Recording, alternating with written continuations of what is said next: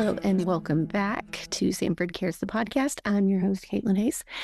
And each week I get to sit down and have fun conversations around wellness and what it is like here on campus and in the college experience in general. Today we're continuing with our theme on physical wellness and diving a little bit more into food and nutrition and how we fuel ourselves in college, which can be a new arena for doing that. And today I have some really awesome students with me. I have Sophie Jackson, one of our wellness ambassadors, and Jenna Schuliger, who is my grad intern assistant for this semester, really food pantry extraordinaire. So I will let both of you ladies introduce yourselves. Sophie, I'll let you go first. Okay. Hi, my name is Sophie. I am a senior exercise science major here at Sanford, and where you might see me the most is in CHS. I've also been really involved in other places of campus. You might see me with sports medicine. You might see me in the Sanford Cares office. Honestly, you could see me like in the wild. I don't even know where I am half the time, but if you see me, that's where I am. And you are gainfully employed at a local establishment. Yes, I am wonderfully employed by the most wonderful cookie company ever. So on the weekends, you will see me at the Cookie Fix. Everyone should go find Sophie at the Cookie Fix. Yes, please come say hi. Jenna, what about you? So my name is Jenna Schuliger, and I am in my second semester of the nutrition and dietetics grad program. You probably won't see me over at the College of Health and Sciences since we are all online, but you will definitely see me over in the Piano Center because I'm also the grad assistant with the volleyball team. So if you ever come to a volleyball game, I will be on the sidelines with a clipboard taking stats. So that's probably where you see me the most. And you also see me a little bit in the food pantry if you ever stop by. Amazing. One of the best parts of my job is getting to work with students. And I have strategically changed my job so that I get to do that more and more. And that's been really fun. This month we've been talking about physical health, and the first week we got to hear from our counselors about how physical movement helps impact our overall mental health and well-being. Last week we heard from one of our student organizations about connection and well-being and building community on campus. And then today I really want to focus in on the experience of fueling yourself. And college is so unique because for a lot of our students, it's the first time that they're in charge of making sure that they have food at every meal, whether they have meal plans or they live off campus, whether they're semi-professional chefs or consider cereal a four-course meal.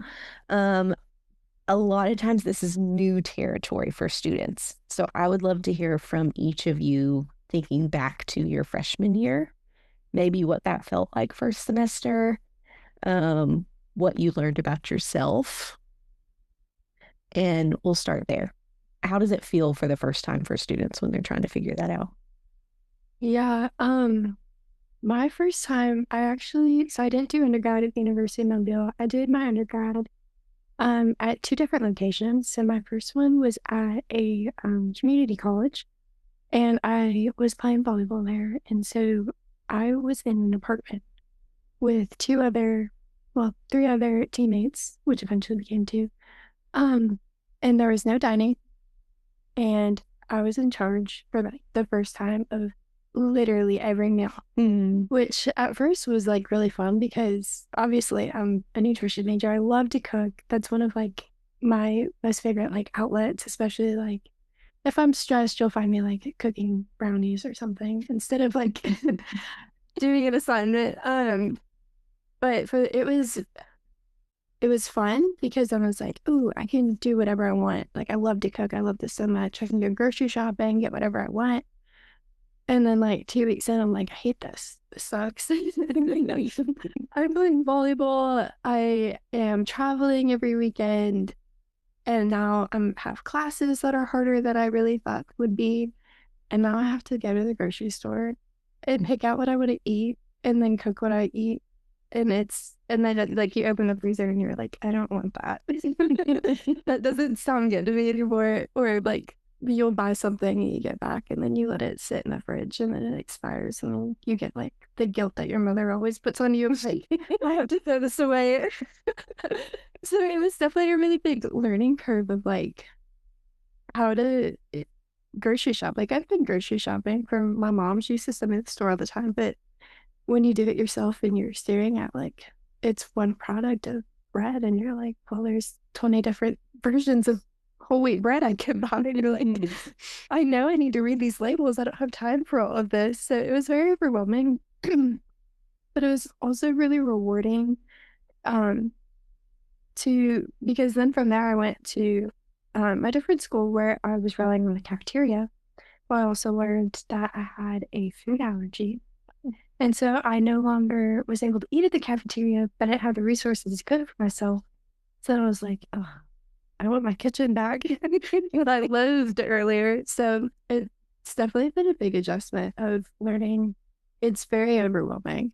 I mean, like choices, going to the grocery store can be very overwhelming. And then figuring out what to cook, figuring out what's good for you. It's a very overwhelming process, but it's also kind of fun to learn. Yeah. Yeah. I think the first time in college that I went to the grocery store by myself for my own grocery list, I called my mom 3 times to ask her where stuff was in the grocery store. Like, I was like, I don't know that I can do this, even though I had been to the grocery store a million times. I had shopped for my mom, but it was something about transitioning to like, no, I'm literally making all the decisions. Yeah. Not what would my family need, what would Right. my parents buy, but like, oh, I have this amount of money and I need to feed myself this number of times. Yeah. And that was felt completely different. Yeah. Because it's also like your family has that routine of like, this is what we get, this is what everybody eats, it's this brand, it's this thing. And then you're like, I mean, if I wanted to eat Fruit Loops for dinner, I could. No one's gonna tell me no. Even though we never had Fruit Loops in the house very good, you're like, I can make that decision. So that was also like an adjustment. Freedom that you don't even ask for. I was like, I didn't know I had this freedom. All right, Sophie, what about you? What was your experience freshman year? So I have a similar background in the sense of I love to cook. Like if I'm stressed or even if I'm like like just having people over, you will find me in the kitchen. I love to host. I love to make stuff for people. Like food is my love language, like to others. I will bake you something. And if I bake you something, it means I love you. Like you don't have to give me anything in return. Just like let me give this to you. Yes. So like I grew up very much in the kitchen. I even went all through high school, like cooking dinner for my family because I enjoyed it. So when I got to college and I didn't really have like my own kitchen to use, there was just a dorm kitchen. It kind of became a little inhibitory for like how I like to cook because there were some girls that would meal prep and then there were some girls that would just use the kitchen for the microwave. But like I felt like I couldn't really use our kitchen in our dorm building just because it was a dorm kitchen and it's not fully stocked. Like you have to bring your pots and pans and all your ingredients down, and sometimes it was just really inconvenient. So of course, having a like meal plan freshman year, you become very like reliant on that, even if it's not the greatest food that you've ever had, that you've ever made, or just food that is honestly giving you some health issues. Happened my freshman year. But it was very much that like, how do I go from having so much autonomy in my home kitchen to, okay, now I have a meal plan and I have to kind of like adhere to what this meal plan includes. Like, yes, I could go to the store and buy snacks, but like, there's only so much you can get and there's only so much that you need, you know? So for me, it was more just how do I balance what I want versus what's actually available and how I can use it.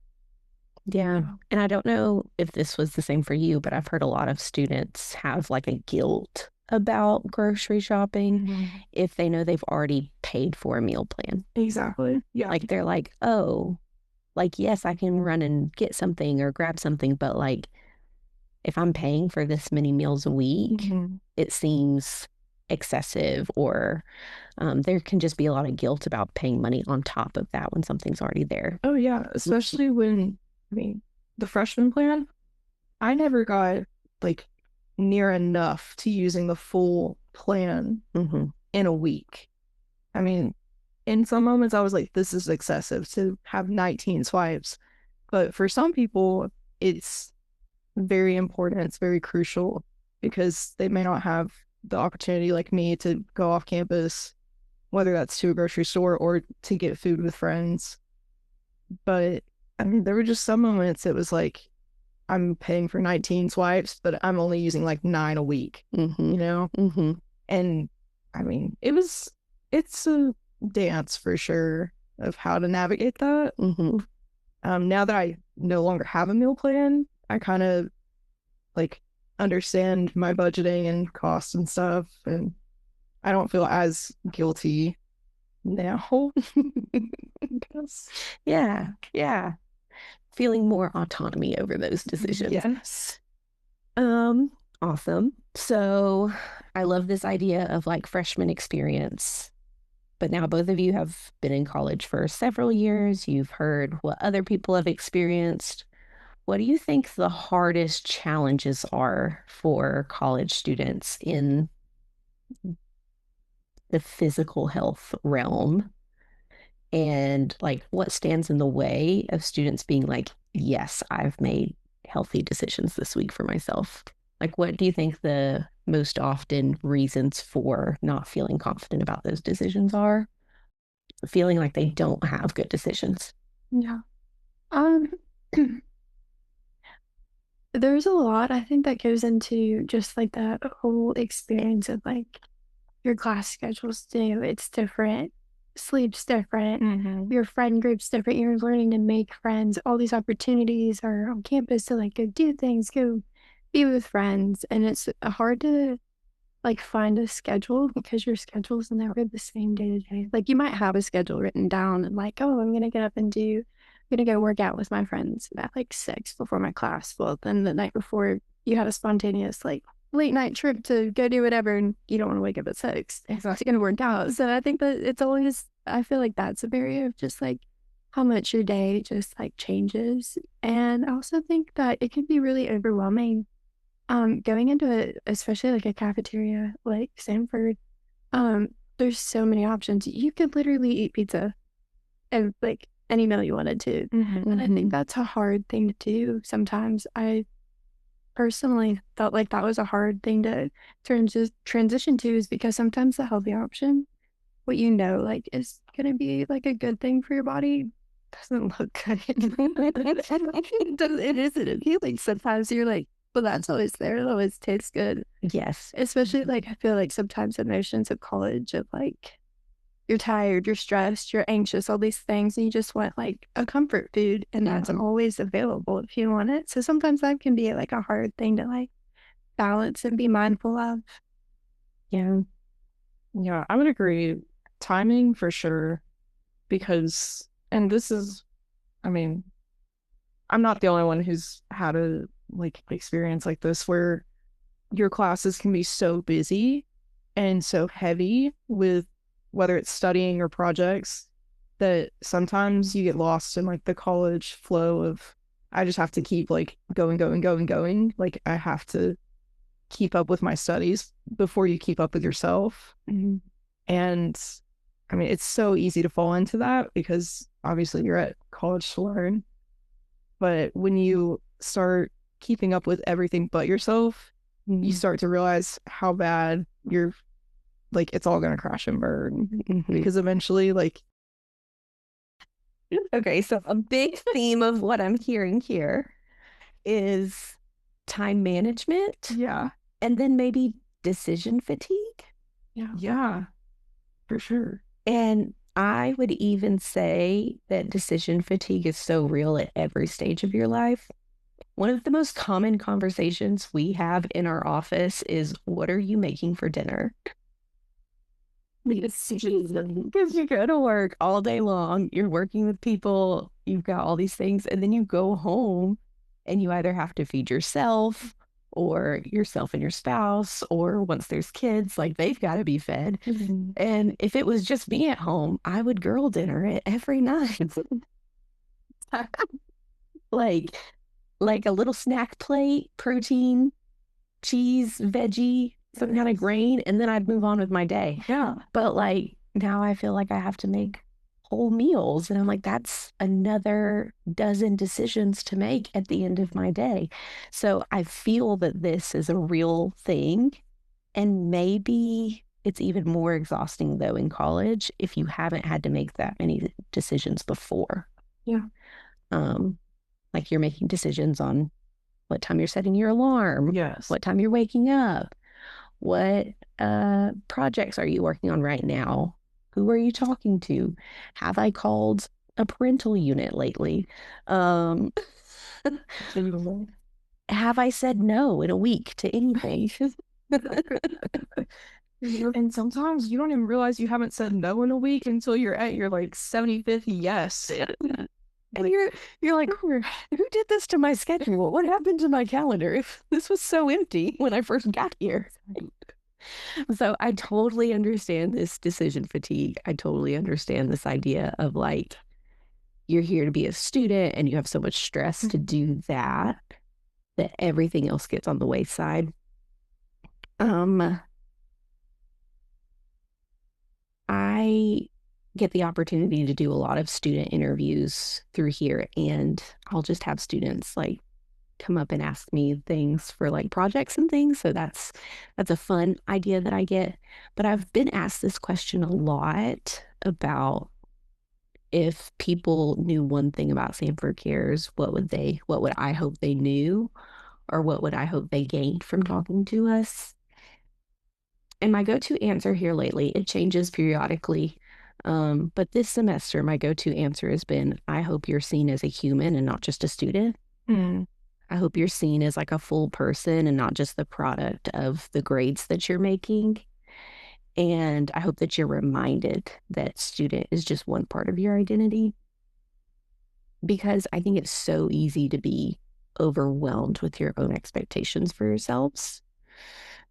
So I think my next question for you all is, what has been helpful to you in learning how to balance that school experience with caring for your body?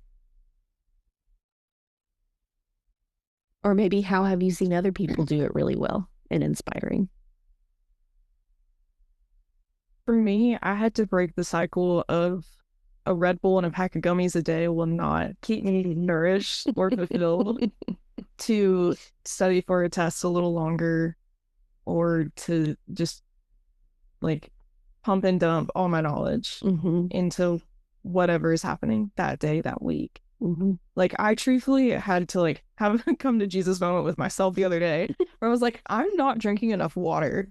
And there's a reason why I can't focus. Like I'm not drinking enough water. So like I had to sit down and make myself drink a lot of water to catch up. Yeah. But like genuinely, a couple minutes to hours later, like I actually kind of felt a lot better, and I was able to be more productive, and I was able to actually like produce something that was of good quality and not just let me get by for this. So learning how to fuel your body for everything that's coming your way, or everything that you're putting yourself like up to for the day. Like it's crucial to understand and like keep yourself grounded in like, hey, I have to eat this meal because this is good for my body and this is good for my brain. Yes. Yeah. Absolutely. Mine's a little different, I guess, from the more the season of life of grad school that I'm in now. It's learning I guess to everything I do is online. Sometimes that decision to fatigue really gets to me. That's probably my biggest thing of I set my schedule the way I want it in some areas. And it's like, I have lectures to watch in this class, I have lectures to watch in this class and this and all of this, and it's prioritizing and all of that. And so I think the biggest thing for me, especially this semester, is that mm, making those decisions before I reach decision fatigue, like when I'm in a good, healthy space, is really like I have to set up for pre Jenna, like future Jenna. I'm making decisions for her. Like I pick a day, like normally Sunday's my reset of like, okay, I'm gonna go grocery shopping and this is what I'm making for the week. This is what I'm eating for lunch. This is what I need. And I feel like just having that time to like process all of these decisions instead of taking them as they hit me every day has been really helpful. Um, but also I feel like the biggest challenge is then having to do the things that I have to follow my schedule. And that's really that's can be a bit of a challenge. But I do agree. I have had to come away from coffee is not gonna give me through that. 4 cups of coffee is not gonna be it. So yeah. I developed a very intense love of coffee during grad school. Yeah, I have to. But yeah, these are real decisions, real experiences. And honestly, the beauty of making these changes for yourself is that it's teaching you the process of like how you're reflecting on your time. And then because I don't know anyone that has like one schedule that works for every chapter of their lives. So like every job, every city, every couple of years, you're going to have to say, does this still work for me? And just knowing that we're not seeking perfection, we're just doing the best we can. Exactly. Have I been outside today? Have I seen the sunlight in a few hours? Drink water. Have I drank water? Yeah. This is really important for me because I work in an office with no windows. Yeah. And I can be like, people will come in and ask me questions about the weather. I don't know. I haven't seen the sun. I don't know. It was dark when I got here and it was dark when I left. I don't know. So like, how have I stopped and interacted with people? Or just been outside and enjoyed that. Excellent. I would love to pivot and hear more about what y'all are doing now. Yeah. I'll let Sophie go first because I made eye contact with her. Sophie, you're one of our wellness ambassadors. Yeah. And you are on a new committee that we've created this semester. Yes. Called like food security education. Mm-hmm. So tell us a little bit about your experience in the Wellness Ambassador program. I promise my feelings won't be hurt if you're like, it's been tough. And I understand that.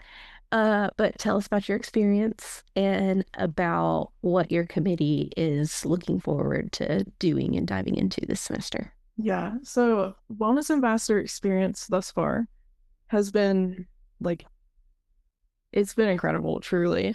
And I'm not just saying that because Caitlin looked at me. But like, I feel like I've grown so much as a person, and I've grown so much in my like servanthood through this program, and that's like what I wanted coming out, or like I guess like coming out of this program. But like truly, my eyes have been open to different aspects of campus that I didn't know were even a part of campus or like needed to be looked at. The food pantry is one of them. Like, truthfully, I did not know about the food pantry until I became a wellness ambassador.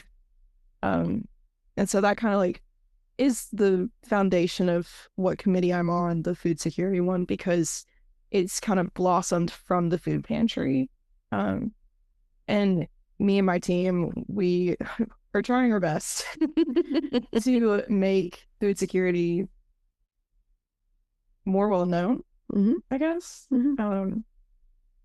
Because I mean, like I just said, like you don't think about it until it gets brought up, and it's like, oh, what about like the students that are here that maybe like, yeah, they have a meal plan, but maybe they struggle to eat on the weekends or, during certain breaks when the calf is closed and like you kind of forget about it just because everybody's all here and you think just because you have a meal plan, maybe everyone has a meal plan. Mm-hmm. Here I am, a senior, meal plan list by choice. But at the same time, like making sure to check in with your peers, your friends, just familiar faces that like they're getting food somewhere. Mm-hmm. The food pantry is a very great resource here on campus. And I feel like it should be like a part of every freshman's kind of like orientation to know what resources Sanford has. It's easy to get overlooked, but our team is making an effort to highlight it in like a really big neon sign that blinks at you. Like, hey, we're here. We're here to serve you. We're here to help you. If you have any like recommendations or if you need something, like please come to us Mm-hmm. because we want to help others and we want to serve you through this and making sure that like you have all the resources you need, whether it is food or toiletries or anything besides the sorts. Yeah. And I think so on your committee, there's you, Mary, Todd, and William. Yes. And I think all of you have this really beautiful gift of like relational building. Like I, so as the staff advisor, I get to do a few things. I get to kind of make the rules here. And that's a lot of power for me. And I try and, make sure my head doesn't get too big every once in a while. But I was able to kind of pinpoint some students with experience in each of these areas. So I picked our committee chairs based off that. And then I let everyone else just decide where they wanted to be. And it's been so fun to see organically how people connected with those shared gifts and like didn't realize it. Maybe didn't realize it in the moment, but it's just been really fun to see all these ways that y'all are helping each other. So I'm very excited. I think that it'll be great. And all we can do is our best. Yeah. All we can do is give it a try. And what that does is build foundation for the next person to pick it up and carry on. Yes. All right, Jenna, tell us a little bit about your program. And this is your first experience really with Sanford Cares this semester and with the food pantry, but you've done things in other placements too. So what has it been like to be here for the first time? I know you've only been here for a couple of weeks, but you hit the ground running. I feel like you've seen a whole lot of things in your short time here. Yes. So my program, we have to get a certain amount of hours in different settings. And so my first semester, I was in school nutrition. And so I was in elementary, middle, and high schools here in Homewood. And then this is my public health rotation. And so it's always really fun. We don't get to know our placements until like maybe a week or two before. And so it's always really fun to just like keep checking to email me like, where am I going to be? Where am I going to be? And so this semester is really funny because to be completely honest, when the email popped up that I was going to be at Sanford Cares, I was like, what the world is that? I was like, I'm going to be at Sanford. That's fun. And then I was like, I read the more details and it was like, you're going to be working with like the wellness pantry. And I was like, there's a food pantry on campus. I was like, I had no idea. And then oddly, I was like, I bet no one goes to that. I bet I won't see anyone. I'm just like, I don't think I'm going to be doing anything. And it's been the complete opposite of that. And I was like, oh goodness, like this, like I was not aware of the need, which is kind of funny. Like I should be aware of the need. I'm a nutrition major. And we see the need in that, in the school levels. And I was like, if you see it at elementary, middle school, and high school, not that much changes once you're out of high school. The need like is still there when you get to college, even more so. It might grow even more at college. So it was fun to like have like a little heart check of like, no, that need is still there and it's very prevalent and it's something that needs to be met. So it has been cool to like come back, I guess, from like the weekends or like I might work a Tuesday and then come back on Friday and be like, it's fun to see that the food's gone. Yeah. It's fun to see that like the shelves are empty and that it needs to be replaced, because then it like kind of warms your heart of like, okay, people are coming, people are using this resource and having the opportunity to get food if they need it. So that's been really fun, is to actually see that like it is useful. People are coming and using it. But it has been really cool to try and like promote it more and get the word out that, I mean, just for the both of us, like we didn't know that it was a need, and I bet most people don't think that it's a need. And so it is really cool to finally be a part of that and see all of that. Yeah. So for our listeners, a little stats about just college food pantry, because I've had to do a lot of research too. I have worked in food deserts, like urban food deserts and rural food deserts. I've worked in state-run mental health, and I've churches and nonprofits and elementary schools. So like I've seen food insecurity on a lot of levels, but seeing it in a college campus is different and it looks different. It's harder to spot if you don't know what you're looking for. So nationally, 40%, 30% of college students experience food insecurity at some point in their college career. Some of that is chronic and ongoing, and some of it is just short term. But either way, you need to eat whether it's difficult to get the food or not. Like your body does not stop running its metabolism, whether you've run out of funds because it's the 31st of January or because you've run out of funds because it's February and you bought your textbooks and you paid for Christmas and now you're trying to figure it out for the spring before your tax returns come back. Like there's so many different elements that are happening. So nationally, that's what we're looking at for. And when we do need analysis for campus, that's also what we're seeing here at Sanford, that we are keeping pace with national averages, that 30% of our students need help at some point. What I like to do is give, some tangible examples of what it might look like when it's okay to ask for help and accept for help and look for it. If you or a caregiver, whoever is helping pay the bill for you, has lost a job, if your roommate has lost income and now you're having to pick up some of the slack, if you've been sick and unable to work your hourly paid job, so that adjusts your schedule, an unexpected bill has popped up, a medical bill, a car bill, an unexpected rent payment that you weren't planning to. Even the most responsible college students are financially fragile. It takes one bad month to really set you back in very meaningful and impactful ways. So I hope that students see the food pantry as a supplement to help keep them successful. We also partner with the international organization Swipe Out Hunger. So a lot of our donors have very generously given money to this fund so that we can help provide meal swipes for students. This is especially helpful for students who live on campus and maybe don't have the full meal plan, or for students with elevated dietary restrictions that we just can't account for in our food pantry all the time.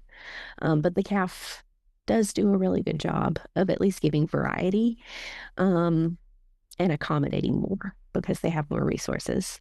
So it's been really touching to see it grow. We've at least doubled, sometimes tripled visits every semester that I've been here.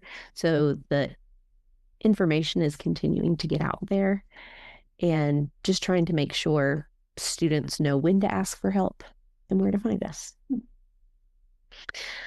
All right, to close us out, before I let you ladies ask me any questions that are lingering for you, I would love to hear how you guys like to take care of yourselves in this busy spring semester.